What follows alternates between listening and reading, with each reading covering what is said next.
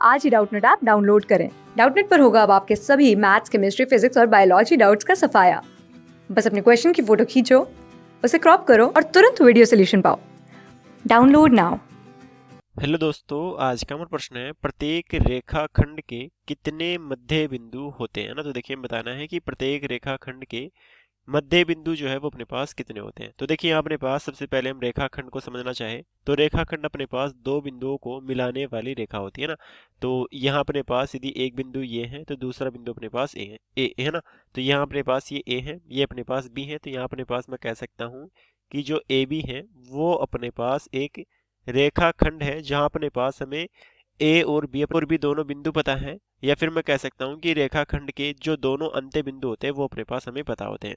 और रेखा क्या होती है? रेखा अपने पास ऐसे बिंदुओं का समुच्चय होता है जिसके अंत्य बिंदु अपने पास हमें नहीं पता ना। मतलब कि ना ही तो अपने पास हमें ये बिंदु पता, ना ही अपने पास ये बिंदु पता ना। तो ये अपने पास आगे तक चलती रहती है। तो देखिए, यहाँ अपने पास रेखाखंड के कितने मध्य बिंदु होते हैं। अब देखिए, यहाँ अपने पास मध्य बिंदु की बात कर रहा है तो देखिए मध्य बिंदु अपने पास क्या हो जाएगा। मध्य बिंदु अपने पास रेखाखंड पर स्थित वह बिंदु हो जाएगा जो इस रेखाखंड को दो बराबर भागों में विभाजित करे ना। तो यहाँ अपने पास हम लिख देंगे कि मध्य बिंदु जो है वो आ जाएगा अपने पास रेखाखंड पर स्थित है ना। देखिए, रेखाखंड पर स्थित होना चाहिए।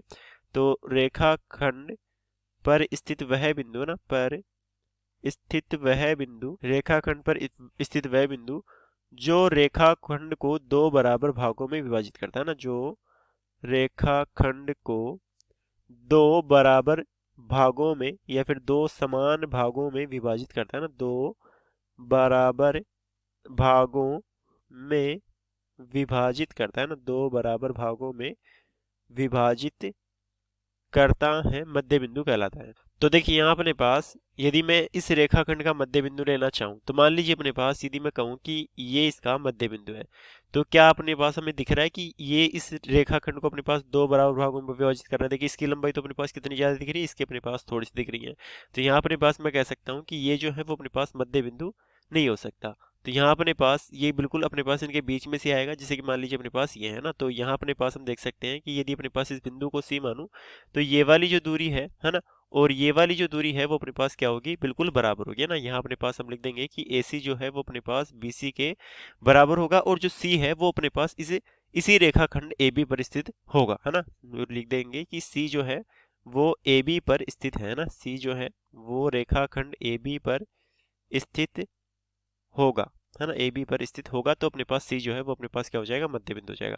तो देखिए, इसे कितने बिंदु हो सकते हैं इस रेखाखंड पर, तो केवल एक ही बिंदु हो सकता है। इसके अलावा जैसे मान लीजिए मैं इससे थोड़ा सा इधर लेता हूँ तो ये वाला भाग छोटा हो जाएगा, ये वाला भाग बड़ा हो जाएगा, तो बराबर भागों में विभाजित नहीं कर पाएगा।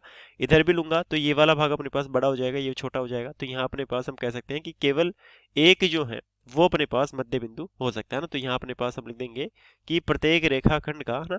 तो यहाँ अपने पास हम लिख देंगे कि अतः प्रत्येक रेखाखंड का केवल एक मध्य बिंदु हो सकता है ना। अतः प्रत्येक रेखाखंड का केवल एक मध्य बिंदु होता है ना। केवल एक मध्य बिंदु होता है। तो हमारा जो उत्तर है वो आ गया अपने पास कि प्रत्येक रेखाखंड का केवल एक मध्य बिंदु होता है। तो धन्यवाद दोस्तों, मेरा उत्तर हो गया। क्लास 6 से 12 से लेके नीट, IIT, JEE मेंस और एडवांस के लेवल तक 10 मिलियन से ज्यादा स्टूडेंट्स का भरोसा।